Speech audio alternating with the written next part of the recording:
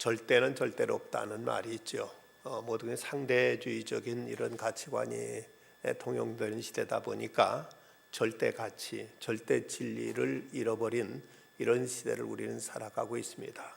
그러다 보니까 그 어떤 것도 확실한 것이 없고 어떻게 해도 우리는 늘 불안하고 항상 우리는 어떤 이제 혼돈 가운데서 헤어나지 못하고 살아가는 모습들을 많이 보게 됩니다. 일찍이 헬라의 철학자의 수리학자였던 아르키메데스는 내게 지점을 다오, 그리하면 내가 이 세계라도 움직이겠다는 그런 말을 한 적이 있습니다. 여기서 지점이란 움직이지 않는 어떤 그 받침대를 의미합니다. 움직이지 않는 하나의 받침대만 하나 있고 길다란 막대기만 있으면 지구란 땅덩어리라도 움직일 수 있다는 이런 얘기가 됩니다. 우리가 상식적으로 생각해 보면 막대기가 긴 막대기가 있고 그 막대기 밑에 이제 그 받침점만 움직이지 않는 받침점만 있으면 저 끝에 가서 들면 지구라도 움직일 수 있다는 이런 물리학적인 논리는 충분히 가능합니다. 근데 문제는 그렇게 긴 막대기를 어디서 구할 것이며 그것보다도 움직이지 않은 그 밑에 받침점을 어디다 놓을 수 있느냐는 것이 지구 밖에 어디다 놓아서 이것이 움직이지 않느냐는 것이 이제 문제일 뿐이죠. 이런 점에서 우리는 이제 어떤 절대 가치, 절대 진리를 갖는다는 것이 얼마나 중요한가 하는 것을 우리는 알게 됩니다. 하버드 대학교와 옥스퍼드 대학교에서 심리학을 연구한 따이베이 멍화린 교수가 10일 안에 변신학이라는 책에서 그는 사라 서쪽 마을의 작은 마을 얘기를 이제 소개하고 있습니다. 그곳에 많은 관광객들 그곳을 방문하고 그것은 이제 유명한 관광지가 되었는데, 그런데 레빈이라는 사람이 그걸 방문하기 전에는 전혀 그곳은 개발되지 않았고 한 마을에서는 한 번도 사막을 벗어난 적이 없었답니다. 이 사람이 그곳에 가보고 왜 이 사람들은 이 마을에서 벗어나지 못할까 하고 이제 물었더니 아무리 나가도 이제 여기는 다시 되돌아오고 맙니다 그 말하더랍니다.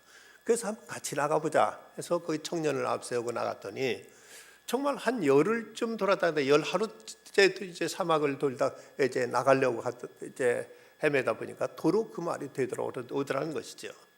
왜 그런가 하고 생각했더니 저들은 북극성을 모르더라는 것입니다. 그래서 이제 이 레빈이 거기에 이제 사람들을 데리고 나를 한번 따라보라 하고는 이제 낮에는 쉬고 밤에 북극성이 보일 때만 그것을 표준 삼아서 갔더니 사흘 만에 그것을 벗어나게 되어서 그대로부터 이제 마을 사람들은 그 마을에서 다른 곳으로 나갈 줄 아는 이런 길이 생겼고 이로 인해서 이제 많은 관광객도 이곳에 이제 방문하게 되었다고 합니다. 그래서 이제 훗날 이 청년은 사막 개척자가 되었고 그 마을에는 동상이 세워졌는데 거기에 이런 글귀가 새겨져 있다고 합니다. 새로운 인생은 방향을 제대로 찾을 때 시작된다. 우리가 어떤 뚜렷한 하나의 목표점을 가지고 그것을 향해 나아가는 이런 변하지 않는 이제 표대가 우리에게 필요하다는 것입니다. 오늘 말씀에는 이제 메뚜기 재앙과 그리고 흑암 재앙이 나타나 있습니다. 이제 그동안 7가지 재앙이 내렸어도 돌이키지 않으니까 이제 하나님께서는 8번째로 이제 메뚜기 재앙을 내리십니다. 메뚜기 재앙이라면 우리나라 사람들은 잘 이해가 안 되죠. 메뚜기라면은 논에서 이제 한 마리 잡아서 이것을 강아지 불줄기에다 끼워가지고 집에 와서는 집에서 볶아 먹었던 이런 추억들을 어른들은 아마 가지고 계실 것입니다. 그 뒤로는 뭐 북한에서 수입됐다고 뭐 이제 들어오기도 했지만 요즘은 농약들을 쓰기 때문에 메뚜기가 찾아보기 어렵고 농약을 쓰지 않는 데서만 이제 어쨌든 메뚜기를 잡을 수 있는데, 그런데 이제 중동 지역의 서이 메뚜기는 극심한, 아프리카라든지 중동 지역에서 메뚜기는 극심한 피해를 일으키고 있습니다. 여러분 이제 펄벅의 돼지라는 영화를 보신 분들은 기억이 나실 것입니다만은 거기도 보면 그 중국에도 엄청난 그 메뚜기 떼가 온통 모든 걸 갉아먹어버리는 이런 그 재앙의 장면이 나타난 것을 볼 수가 있습니다. 메뚜기 재앙을 내리니까 이제 저들은 하나님께서 이제 저들에게 이런 심판을 내리시게 되니까 저들은 이제 꼼짝없이 잘못했다고 이제 늘 보내겠다고 말을 합니다. 그러나 그래도 또 이제 보내지 않으니까 이제 9번째로 흑암의 재앙이 저들이 내리게 되는 것입니다. 보면 21절 보면 하나님께 모세에게 말씀하십니다. 여호와께서 모세에게 이르시되 하늘을 향하여 내 손을 내밀어 애굽 땅에 흑암이 있게 하라. 곧 더듬을 만한 흑암이니라. 하나님께서 지금까지 애굽 사람들과 이스라엘 백성에게 햇빛과 비를 동일하게 내려주셨는데 이제는 애굽 땅에 햇빛이 빛을 가리고 햇빛이 이제 떠오르지 않아서 저들 캄캄한 이제 암흑이 저들을 뒤덮을 것이라고 말씀하십니다. 그리고 나서 정말 사흘 동안 지척을 분간할 수 없는 이런 깜깜함이 온 애굽을 뒤덮게 되는 것입니다. 그러게 되자 저들은 이제는 끝났다 하고 모두 다 탄식하면서 바로가 또 다시 모세와 타협을 해오는 모습을 보여주고 있습니다. 영국의 한 크리스찬이 아주 짤막한 에세이를 썼는데 거기서 감사가 무엇인지에 대해서 이런 얘기를 하고 있습니다. 그 제목은 태양이 뜨지 않던 그날이란 제목의 이런 글입니다. 새벽 6시 태양이 떠오를 시간인데 어찌된 일인지 태양이 떠오르지 않는다. 단 한 줄기의 빛도 보이지 않는다. 아침 7시 세상은 여전히 캄캄하다. 8시, 9시, 11시를 지나 정오가 되었지만 칠흑 같은 어둠만이 계속될 뿐이다. 새들도 노래하지 않는다. 한밤중 울어대는 부엉이만이 간간히 정적을 깨뜨리고 있다. 이미 저녁 7시가 되었다. 낮의 어둠이 이 저녁까지 이어지고 있다. 취침 시간이 다가오고 있다. 그러나 아무도 잠자리 들 생각을 하지 않는다. 더러는 공포에 사로잡혀 있는 사람들도 보인다. 멀찌감치 통곡하는 소리도 들리고 말할 수 없는 불안 속에서 몸을 떠는 사람들을 보인다.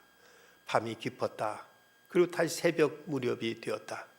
과연 다시 새벽이 올까? 사람 다시 빛을 볼 수 없을지 모른다는 생각에 거의 미칠 것만 같았다. 그러나 새벽 6시 한 줄기의 빛이 정말 오랜만인 듯 동편 끝에서 비춰오기 시작했고 사람들 모두 거리로 쏟아져 나왔다. 붉은 태양이 떠오르는 순간 지구촌에는 모든 사람들이 목청 높여 소리 지른다. 오 신이여 새날을 주신 것을 감사합니다. 우리가 매일 떠오르고 있는 태양이지만 이렇게 단 하루만 떠오르지 않아도 사람들은 완전히 어떤 이제 그야말로 카오스 혼란 속에 빠져서 그야말로 어찌할 바 모르는 이런 이제 불안에 떨게 될 것입니다. 그런데 이건 가상의 이야기지만 성경에 나온 이 말씀은 팩트 사실입니다. 이때 하나님께서 이런 재앙을 내리셔서 애굽 땅에 하루가 아니라 무려 사흘 동안이나 한 줄기 빛도 비치지 않아서 바로 앞에만 가려고 해도 이제 더듬어야만 갈 수 있는 이런 흑암이 온 애굽 땅을 이제 뒤덮게 됩니다. 그러자 이제 바로가 이스라엘 백성들에게 어떤 모세에게 타협을 제시하고 있습니다. 그런데 이때 이제 바로가 제시했던 그 타협은 이번이 첫 번째가 아닙니다. 우리가 그냥 지나갔습니다만 8장에서 보면 8장 10절에서 이렇게 8장 25절에서 이런 말씀이 나옵니다. 바로가 모세 아론을 불러 이르되 너희는 가서 이 땅에 너희 하나님께 제사를 드리라. 이제 재앙을 당하다가 도저히 안 될 것 같으니까 이 바로가 하는 말이 그래 좋다. 가서 하나님께 너희 제사를 드리라. 그런데 너희 제사를 드리되 너희들은 다른 데 가지 말고 그냥 이 땅에서 너희들은 제사를 드리라고 이렇게 이제 모세에게 말하고 있는 것입니다. 그동안 큰 기적들과 재앙을 보았을 때 꼼짝도 하지 않던 이 바로가 파리 재앙으로 인해서 도저히 견딜 수 없게 되니까 모세에게 내세운 제안이 바로 이런 타협 아니었습니다. 이제 너희들 하나님께 예배드리는 건 좋다. 그렇지만 너희들 나가진 말고 그냥 애굽 땅에 여기서 드리면 되지 않느냐고 이렇게 말하는 것이었습니다. 이 땅에 너희 하나님께 희생을 드리라고 말하고 있습니다. 이 말은 이제 저들로 하여금 하나님께 제사 드리지만 이곳은 저기는 가지 말고 광야로 나가지 말고 여기서 드리라 하면서 그들을 붙잡아 놓으려는 이런 속셈이었습니다. 제가 군대 훈련소를 거쳐서 저쪽 이제 7, 8년대 대기병으로 있을 때 거기서 이제 그 픽업대에서 인사과에 근무하게 됐었습니다. 연대 인사과라면 그런 데로 소위 끝발이 있다고 하는 데인데, 그런데 이제 딱 거기 배치되자마자 주의를 맞아서 제가 며칠 먼저 왔다고, 저는 이제 인사과 직원이 이제 병사가 되었고, 그리고 거기에 대기하고 있던 병사들이 있어서 너희 중에 교회 갈 사람이 있으면 나와 했더니 몇 명 우르르 따라 나왔습니다. 그래서 병사들 몇 명을 데리고 주일날 교회 다녀왔더니 그 다음부터 이제 고참들이 으르렁거리면서 쫄따구가 겁대가리 없이 저 혼자 갈 뿐만 아니라 다른 대기병들까지 데려가 하더니 저녁에 행정반을 불러들여가지고는 주먹이 오가고 협박하고 회유하고 달래고 난리였습니다. 그래서 제가 고참한테 했던 말이, 다른 말씀 잘 다 듣겠습니다만은 교회 나가지 말라는 얘기만은 저 못 듣겠습니다 했더니 이제 협박도 하고, 그러다가 엄마 여기 이 인사과 내 전통은 첫 휴가 가기 전까지는 교회 못 가게 돼 있어. 너 그때까지만 참어. 그리고 너 기도하려면 그 모포 뒤집어 쓰고 거기서 기도하면 되잖아. 꼭 교회 나가야만 돼 하면서 이렇게 이제 겁박을 줬던 적이 있었습니다. 난 아직 고집 부렸더니 이제 대대로 쫓아보냈는데, 그러나 오히려 그곳에 더 좋은 자리로 옮겨서 더 이제 군대 생활을 할 수 있었습니다만은, 때로 그런 이제 그 효우가 우리 믿는 사람들에게 주어질 수 있습니다. 꼭 교회 나가야만 되냐? 집에서 하나님께 예배드리면 되지 않느냐?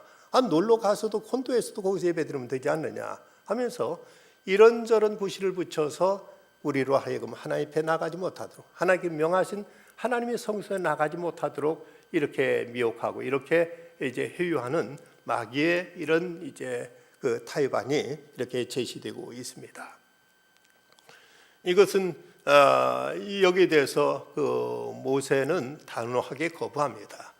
모세가 이르되 그리하면 부당하니이다. 우리 하나님 앞에 제사를 드리는 것은 애굽 사람이 싫어하는 바인즉 우리가 만일 애굽 사람의 목전에 제사를 드리면 그들 그것을 미워하여 우리를 돌로 치지 아니하리까. 이러면서 이제 애굽 사람들이 이곳에서 우리가 예배드릴 것이 아닙니다 하고 말하고, 그리고 하나님은 우리에게 광야에 나가서 예배드리라고 하셨습니다. 그렇기 때문에 이것은 하나님의 말씀이 맞지 않습니다 하고 단호하게 이렇게 거절을 하는 것입니다. 때로 마귀는 우리로 하여금 하나님 앞에 나가는 것을 이런저런 구실로 이제 막아버리고, 우리를 하나님 앞에 가서 성전에서 하나님께 경배하는 것을 이제 이런저런 구실을 가지고, 하나님은 어디나 다 계시지 않느냐? 하나님 집에도 계시고 산에도 계시고 관광지도 계시고 어느 곳에나 계시니까 거기서 예배드리면 되지 않느냐고 이렇게 회유하듯이 지금 모세에게 이런 타협을 제시했던 것입니다. 그래도 이제 모세는 이것을 단호하게 부딪힙니다. 그러자 두 번째 타협안이 제시되는데, 그것은 이제 8장 28절에 보면 바로가 이르되 내가 너희를 보내리니 너희가 너희 하나님 여호와께 광야에서 제사를 드릴 것이나 너무 멀리 가지는 말라고 이렇게 말합니다. 다음번에 그래 좋다, 광야 가라. 광야까지 가기는 하지만 너무 멀리 가서는 안 된다고 이렇게 또 이제 회유하고 있는 것을 보게 됩니다. 마귀는 한 번 사람을 이제 유혹하고 우리를 넘어뜨리려고 하다 실패했다고 해서 그대로 포기하지는 않습니다. 또다시 또 다른 말로 가문일설 우리를 속이고 우리를 미혹해서 하나님 앞에 나가지 못하도록 하려는 것이 바로 마귀의 수법인 것입니다. 여기서 너무 멀리 가지는 말라는 말은 무슨 뜻일까? 너희들이 예수 믿는 거 좋다, 교회 다니는 것도 그래 좋다, 교회 다니라. 그런데 주일날 한 번만 가야 된다. 여러분들 가면 갈 필요가 뭐 있냐? 교회에 너무 빠지지 말아라. 그냥 쉽게 적당하게 편하게 믿으면 됐지. 교회 가서 뭐 봉사를 하고, 교회 가서 무슨 이제 선교를 가고, 교회 가서 무슨 다른 집회에 참석하고, 그렇게 왜 깊이 빠져드느냐 하면서 이렇게 우리를 회유하고 우리를 하여금 믿음 안에 깊이 들어가는 것을 방해하려고 하는 것이 바로 마귀의 계획인 것입니다. 바로는 이 모세에게 너무 멀리 가지 말라. 거대 광야까지 가는 것까지는 허락하겠다. 그러나 너무 이제 멀리 가지 말라고 이렇게 이제 설득하고 이렇게 저를 그 겁박을 주고 있는 것을 보이게 됩니다. 이 너무 가지 말라는 말은 우리들에게도 흔히 다가올 수 있는 유혹들입니다.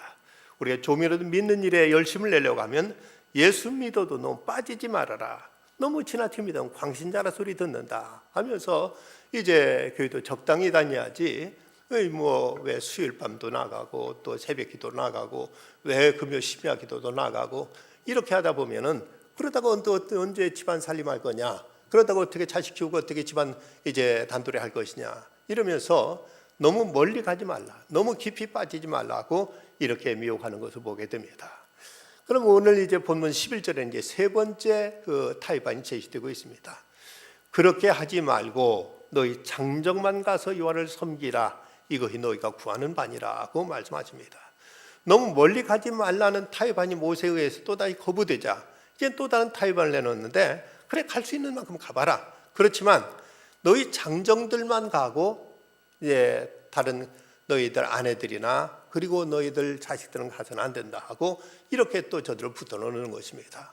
그러게 되면 처자식이 다 애굽 땅에 있으면은 설사 장정들이 나갔다가도 다시 되돌아올 것이기 때문에 이래서 이 바로는 지금 모세에게 너무 멀리 가지 말라고 했다가 그 말이 안 통하니까 그럼 너희들 장정들만 남자 어른들만 가라고 이렇게 말하고 있습니다.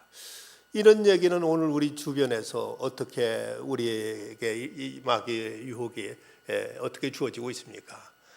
교회 나가는 건 좋지만 왜 자식들까지 끌고 나가냐? 애들 어릴 때 공부 열심히 해야 되고 걔들은 자기 앞길을 위해서 이제 학문을 닦고 이를 위해서 노력해야 되는데 애들 교회 다니고 학교 다니고 언제 제대로 열심히 공부할 수 있느냐 하면서 교회 나가는 것을 본인들 어른들만 다니면 되지 왜 애들까지 그걸 강요하느냐고 이렇게 말합니다. 이런 사람들 말 속에는 제법 어떤 아이들에게 어떤 자율권과 저들에게 어떤 선택권을 줘야 된다는 듯이 신앙은 자유 아니냐. 그것은 이제 자식들도 자기 스스로 알아서 자기가 커서 믿고 싶으면 그때 믿게 둬야지 왜 자식들한테 믿음을 강요해가지고 자녀들에게 억지로 부모 성화 때문에 이제 억지로 끌려가 교회 가서 이제 그 아이들로 하여금 시간 낭비하고 자기 생각과 맞지 않는 신앙생활을 갖도록 하느냐 하는 이런 논리를 가지고 자녀들을 교회에 다니는 것을 이제 금하고 그저 다니려면 혼자나 다니라. 왜 가족들 다 끌고 가려느냐고 이렇게 이제 말하는 사람들이 많이 있습니다. 이런 것은 성경의 말씀과는 전혀 다른 이제 그 성경 말씀은 전혀 여기에 동의하지 않습니다. 성경에 보면 마땅히 행할 길을 아이에게 가르치라고 말씀하고 있습니다. 어렸을 때부터 자녀들에게 하나님의 말씀을 배우고 하나님께 예배하는 법을 배우고 하나님께 기도하는 법을 배우도록 이렇게 훈련해야 되지. 아이들이 이제 그 세상 풍조에 젖어버리고 세상 가치관에 물들어 버리면은 그 아이들이 진정 하나님 앞에 나올 수 있는 기회가 어떻게 주어질 수 있겠는가? 그래서 분명 우리는 우리 자녀들, 우리 믿음의 가족들에게도 하나님의 말씀을 전하고 하나님의 말씀을 저들에게 증거해야 될 이런 책임, 저들도 함께 하나님 앞에 나가도록 우리는 권면하고 저들을 이끌어줘야 된다는 것입니다. 이제 그래도 안 되니까 이제 네 번째 또 타협안이 제시되고 있습니다. 그 24절 보면 바로가 모세를 불러서 이르되 너희는 가서 여호와를 섬기되 너희 양과 소는 머물러 두고 너희 어린 것들은 너희와 함께 갈지니라. 아이들 데려가지 말라고 했다가 안 된다. 아이들 안 가면 어떻게 우리만 갈 수 있느냐 하고 단호하게 거부하는 이 모세에게 이제 네 번째 타협안을 제시하는 것은 그래 좋다. 그럼 너희들 자식들까지 데려갈 마음대로 데려가라. 그렇지만 너희들 재산이라고 할 수 있는 양과 소 등 가축들은 일절 데리고 가져가서는 안 된다고 이렇게 말하는 것입니다. 이스라엘 백성들로 하여금 하나님 앞에 재물 없는 헌신, 재물 없는 예배를 드리라고 이렇게 이제 말하고 있는 것입니다. 양과 소는 남겨두라는 이 타협안은 예물 없이 하나님을 섬기라는 것입니다. 왜 교회 가서 하나님 앞에 예배 드린다고 돈 바치고 왜 이제 하나님 앞에는 마음을 바치면 되는 것이지 무슨 물질을 드리고 재산을 드리고 왜 여기에 헛된 그 돈을 낭비하느냐고 이렇게 나무라는 것입니다. 그러나 일찍이 그 요한 웨슬레는 그런 말을 한 적이 있습니다.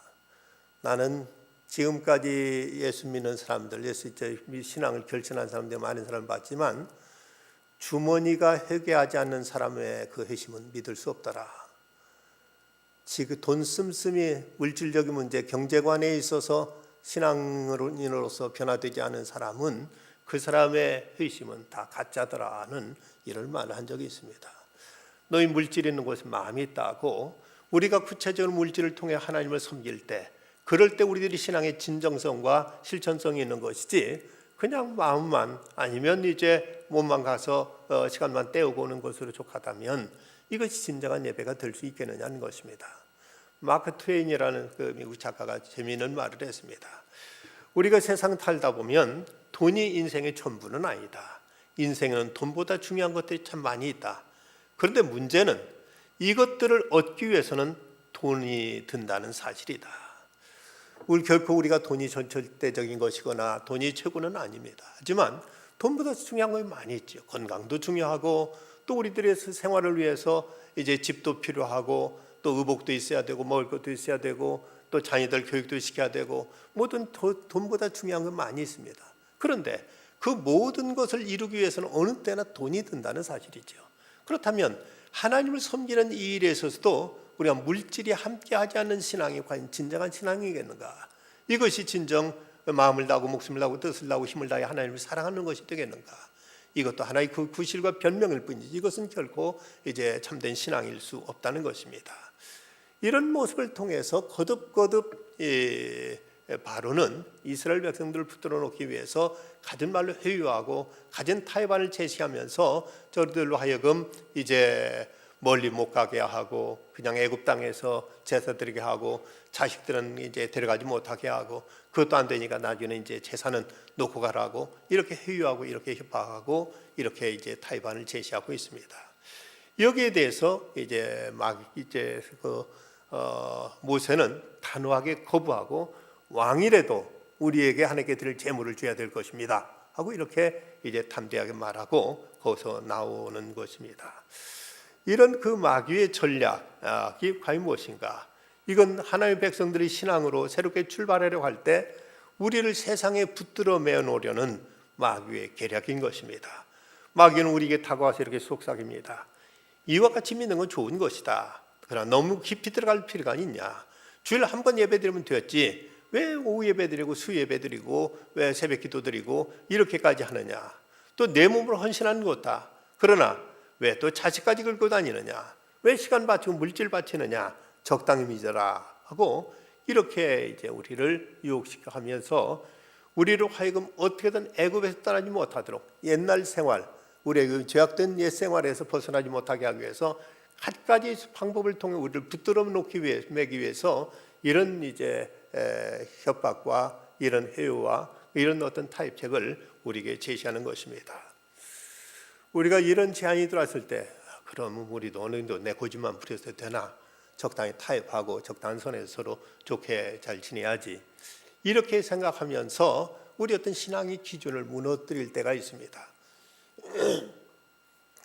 프랜시스 셰퍼 박사가 우리 했던 대로 이제 20세기가 넘어서면서 이 땅에는 절대 기준이 상실된 것, 이것이 인류가 맞게 되는 가장 무서운 이제 그 사회적인 병폐가 될 것이다, 병리현상이 될 것이다 그는 말했습니다. 이전까지만 해도 1계명서부터 4계명까지를 제외해놓고 5계명부터 10계명까지는 믿는 사람이든 믿지 않는 사람이든 그리고 다른 종교를 가진 사람들도 다 거기에 다 동의를 했습니다. 부모 공경하라, 도둑질하지 말고 살인하지 말고 간음하지 말고 거짓 증거하지 말고 탐내지 말라는 이런 말에 대해서 누구도 아니라고 하지 않았습니다. 그런데 요즘은 이런 계명까지도 이제는 어떤 절대 가치로서 그 기준을 상실해 갖고 있습니다. 결혼은 남자와 여자가 하는 것을 알았지만 이제는 남자끼리도 결혼하고 여자끼리도 결혼하는 이런 세상이 되어가고 있습니다. 이런 것을 보면서 우리는 적당히 어떤 상황, 어떤 시대 풍조에 그대로 타협하고 거기에 그냥 이제 같이 어울리면서 세상 이런 그 죄악된 풍조들을 그대로 받아들이게 되는 이런 유혹을 받게 될 때가 많이 있습니다. 그리스도인들이 경계해야 될 잘못된 철학 가운데 하나가 바로 상황윤리, situation ethic이라고 하는 이 상황윤리. 이 상황윤리에 대해서 어쩔 수 없는 상황이나 불가피한 경우에는 전통적으로 죄라고 여겨지는 것들도 죄로 정죄할 수 없다고 이렇게 주장을 합니다. 이 상황윤리는 조세프 플래처가 1966년 소위 새로운 도덕이라는 책을 내면서 그의 철학은 현대인에게 큰 공감을 일으키게 되었고, 이 상황윤리가 많은 사람들에게 보편적인 진리로 받아들여지는 이런 시대가 되어 버렸습니다. 상황윤리는 세 가지 철학적인 기초를 갖고 있는데, 그 첫 번째는 실용주의 철학입니다. 이 실용주의 철학은 이것이 진리냐, 이것이 참이냐, 옳은 것이냐는 질문보다는 이것이 내게 유익한 것이냐, 내게 필요하고 도움이 되느냐 하는 이런 생각 속에서 이것이 옳든 그렇든 이것이 내게 도움만 되고 유익하다면 얼마든지 받아들일 수 있다는 것이 바로 이 실용주의 철학이고, 이것이 상황윤리가 이것을 수용하고 있다는 데 문제가 있습니다. 두 번째는 상대주의입니다. 절대적인 것을 간과했을 때 결국 우리는 상대주의 철학의 지바에 놓일 수밖에 없게 됩니다. 세 번째는 소위 적극적인 동기만 있다면 수단은 얼마든지 정당할 수 있다는 이런 철학을 가지고 있습니다. 이거 목적만 좋다면 방법은 어떻게 해도 괜찮다는 이런 주장 속에서 상황윤리가 받아들여지고 상황윤리가 그 토대를 그 위에 서가고 있는 것입니다. 그러면 상황윤리를 주장하는 사람은 사랑만이 고유한 선이다. 그리스도인들의 행위를 궁극적으로 결정하는 결국 사랑이다. 목적은 수단을 정당할 수가 있고 사랑은 결국 상황적인 것일 수밖에 없다고 말합니다. 그러나 우리는 이 상황윤리를 배격합니다. 세상이 어떻게 변하든, 사회가 어떻게 어떤 풍조로 세상에 달라지든 간에 하나님 말씀은 절대 기준이요, 우리들의 그리스도를 온전케 하고 우리를 구원하는 데 있어서 유일한 진리임을 우리는 믿고 이렇게 고백해야만 됩니다. 이래서 우리는 이 상황윤리에 대해서 다음과 같은 세 가지 원칙을 적용할 필요가 있습니다. 그 첫째는 어떤 상황에서도 하나님의 말씀은 절대 가치임을 우리는 인정해야 됩니다. 이것은 이런 상황은 괜찮다, 저는 형편에서는 이렇게 그래도 괜찮은 거라고 상황의 기준을 맞출 것이 아니라 하나님 말씀이 절대 가치라는 사실을 우리는 이것을 인정해야 된다는 것입니다. 세상에 상황이 먼저 있어 그 말씀이 주어진 것이 아니라 말씀에 의해서 세상이 창조되었다면 모든 상황은 말씀으로 판단되어야 될 것이지 상황이 말씀을 변질시키거나 말씀이 상황에 따라서 움직여서는 안 된다는 것입니다. 사람들 우리의 속담에는 사흘 굶어 도둑질하는 사람, 담 넘지 않은 사람 없다는 말이 있었지만 아닙니다. 예수님은 사흘이 아니라 40일을 굶으시고도 돌가지 떡을 만들어 먹으라고 할 때 예수님 단호하게 거부하셨습니다. 중요한 것은 하나님 말씀이지, 말씀이 아닌 어떤 상황에 의해서 하나님의 말씀을 우리가 왜곡하거나 변질시켜서는 안 된다는 것입니다. 그런가 하면 내 힘으로 감당할 수 없는 상황에서는 하나님께 도움을 구해야 됩니다.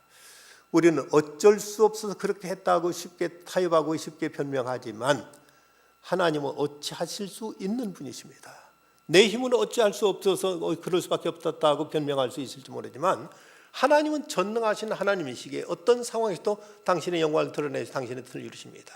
그러기에 우리는 어떤 상황에 핑계될 것이 아니라 이런 상황 속에서도 우리는 하나님께 도움을 구하고 하나님께 지혜를 구해서 이 어려운 상황을 타개하고 이겨낼 수 있도록 우리는 하나님 도움을 요청해야 될 것이고, 이 믿음으로 여기에 우리는 우리는 담대하게 상황을 우리는 타개해 나갈 수 있어야 될 것입니다. 나는 어쩔 수 없다, 이 환경 속은 그럴 수밖에 없다, 그리스도인이라 할지라도 어쩔 수 없다고 포기하거나 타협하지 말고 하나님, 이 상황을 어떻게 하나님 뜻을 저버리지 않고 믿음을 지킬 수 있도록 도와주십시오 하고 기도해야 될 것입니다. 또 하나 원리가 있다면, 만일 내 자신이 부족해서 죄를 범했다면 그건 죄가 아니라고 변명하지 말고 잘못을 잘못으로 인정해야 된다는 사실입니다.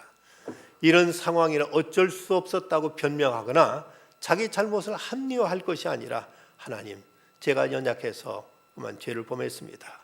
그리스도의 흘린 피로 저를 깨끗이 써주시고 용서해 주십시오 하고 잘못을 시인하고 하나님 회개하고 용서를 빌 때 하나님의 긍휼과 자비로 우리는 이제 잘못된 상황에서 잘못한 그 상황에서 하나님의 긍휼하심과 사유하심을 얻을 수 있지. 이 상황이 어쨌든 그럴 수밖에 없었기 때문에 이건 죄가 아니라고 이렇게 변명하거나 이걸 합리화해서는 안 된다는 사실입니다. 다니엘 킴이라는 그 뮤지션 음악도가 쓴 이런 간증이 있습니다. 졸업반인 우리는 중국 베이징으로 수학여행을 가게 되었다. 수학여행을 보다 의미 있게 보내자고 해서 친구들과 콘서트를 준비했다. 만리장성, 천안문 광장, 자금성 같은 곳에서 합창 공연을 하는 것이었다. 담당이셨던 아마토 선생님은 뉴욕대학교 출신에다 능력 있는 분이어서 중국 정부에 연락해서 정식 공연을 허락받았다. 그렇게 졸업반이 합창단으로 구성돼서 중국에 가서 공연을 했다. 월요일부터 토요일까지 모든 공연을 성공적으로 마치고 토요일 저녁에 하드락 카페 베이징이라는 프랜차이즈 음식점에 갔다. 음식도 맛있었고 이보다 더 행복할 수 있을까 싶을 정도로 분위기는 최고였다. 친구들과 신나게 즐기고 있는데 아마토 선생님이 일어나셔서 우리를 주목시켰다. 여러분, 내일 2번의 앙코르 공연이 있겠습니다. 그때부터 갈등이 시작됐다. 내일은 주일이고 교회를 가야 된다. 만약 앙코르 공연에 못 가게 된다면 아마토 선생은 나와 여동생을 가장 아끼고 사랑해 주신 분이었다. 우리도 그 선생님을 굉장히 좋아했다. 내일 교회 간다고 하면 선생님한테 미움을 받을 텐데 하나님의 영광을 위해 지금까지 달려왔는데 여기까지 와서 미움받고 욕만 듣고 끝나면 어쩌나 두려움이 일어났다. 그러나 잠시 후 내 안에 이미 굳건히 자리한 가치가 생각났다. 하나님께 좋게 하랴, 사람에게 좋게 하랴. 그래, 인정을 못 받아도 좋다. 내가 사람에게 좋게 하려 한다면 하나님 종이 아니다. 지킬 건 지키자. 나는 일어나 선생님께 말씀드렸다. 선생님, 저는 내일 교회에 가야 합니다. 선생님은 내 말을 농담을 하시고 웃으며 말씀하셨다. 하하, 여기는 중국이야. 교회는 없어. 예배는 내 방에 드려. 하나님은 방에도 계셔. 선생님, 처음부터 주일은 아무것도 안 한다고 말씀하셔서 여기까지 오지 않았습니까? 내일 제가 예배 드리도록 허락해 주십시오. 선생님은 내가 심각하다는 사실을 깨닫고 화를 내셨다. 친구들이 나를 카페 밖으로 끌고 나갔다. 그리고 마구 욕하고 비난하기 시작했다. 이래서 내가 크리스천들을 싫어해. 꼭 분위기를 망쳐놓는다니까. 모든 전쟁의 원인이 크리스천 때문이야. 너만 아니면 내 하나님은 오늘 칭찬받았어. 너 같은 배타적인 기독교 신자 때문에 내가 하나님 싫어하는 거야. 나는 모든 모욕을 참고 그들의 말을 가만히 듣고 있을 수밖에 없었다. 30분쯤 후에 선생님 밖으로 나오시더니 내게 한마디 하고 가셨다. 내 마음대로 해. 다음날 교회 갔다가 오후 3시에 호텔로 들어왔더니 아마토 선생님은 나와 눈도 마주치지 않으려 했다. 누구보다 친했던 선생님이었는데 그날 이후 한마디도 나눌 수 없게 되었다. 그 수학여행 이후로 우리 학교에서 주일에 하는 모든 행사가 없어졌다. 이를 통해 나는 깨달았다. 세상은 오히려 과격하게 하나님을 사랑하고 과격하게 하나님을 두려워하고 과격하게 세상을 섬기는 기독교 과격분자들을 기다리고 있다는 것을. 신학자인 토마스 아켐피스도 이런 말을 했다. 하늘나라를 사랑하는 자는 많으나 예수님이 십자가를 지고 그분을 쫓아가는 자는 적으며 위안을 고대하는 자는 많으나 괴로움을 갈망하는 자는 소수에 불과하다. 그분의 잔치에 동참하려는 자는 허다하나 금식에 함께할 자는 적다. 모든 이가 그분의 즐거움에 참여하고 싶어는 하지만 그분의 어떤 고난이라도 기꺼이 받으라는 자는 극히 드물다. 떡을 떼는 데까지 예수님을 쫓는 자는 많으나 고난의 잔을 마시는 데까지 이르는 자는 소수다. 그분의 기적을 경외하는 자는 많으나 십자가의 치욕까지 그분을 따라가는 자는 소수에 불과하다. 하나님께서 원하시는 것은 지식이나 은사가 많은 사람이 아니다. 사람의 눈이 아닌 오직 하나님의 눈을 두려워하는 올곧은 사람, 주님만이 나의 구원이시고 도움이시며 생명이심을 알고 하나님을 붙드는 타협 없는 믿음을 가진 사람을 원하신다. 그런 자가 가는 길은 넓은 길이 아니다. 사람들이 많이 가지 않는 길, 바로 좁은 길이다. 마귀는 오늘도 우리를 미혹하고 우리를 적당한 선에서 머물게 하려 합니다. 이 땅에서 제사 드려라. 너무 멀리 가지 말아라. 자식들까지 데려갈 게 뭐 있냐. 그리고 왜 소 하나나 양까지 또 끌고 가려느냐. 가진 가문이설로 우리를 미혹하지만 우선은 끝까지 하나님 말씀에 입각해서 그만 끝까지 하나님 뜻을 소중히 여기고 그 말씀 지키면서 바로의 이런 타협안을 단호하게 거절했습니다. 오늘도 우리에게 이런저런 많은 이제 타협안이 우리에게 제기될 것입니다. 그럴 때 우리가 어떻게 하느냐에 따라서 우리가 진정 참된 믿음의 순례자가 될 수 있고, 아니면 애굽에서 머뭇거리다가 그대로 사그라져 버리고 말 이런 죽은 영혼이 되어버릴 수도 있습니다. 모세에게 가해졌던 주어졌던 타협안, 그는 믿음의 끝까지 자기 믿음의 순결을 지키고 끝까지 하나님께 충성을 다함으로 출애굽의 지도자가 될 수 있었습니다.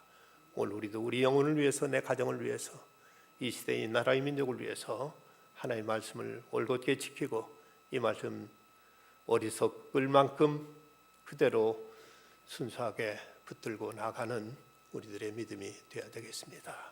기도하십시다. 거룩하신 아버지 하나님, 이 밤에도 제가 주님 앞에 나와 주의 말씀을 받습니다.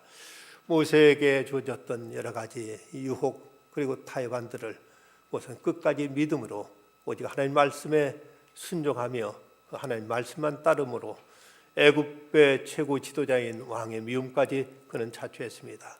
이를 통해서 그 스스로 자신의 생명을 애굽에서 벗어날 수 있었고 또 이스라엘 민족을 애굽에서 탈출시킬 수 있었습니다. 주님, 이 시대도 이런 믿음의 용장들을 세상은 기다리고 있는데 저희들이 늘 어느 때든지 하나님 말씀에 분명히 서서 오직 이 말씀만을 붙들고 말씀만을 지키며 말씀을 따라 살아감으로 하나님께 인정받는 믿음의 사람들 다 되게 하여 주시옵소서. 예수님의 이름으로 기도드리옵나이다. 아멘.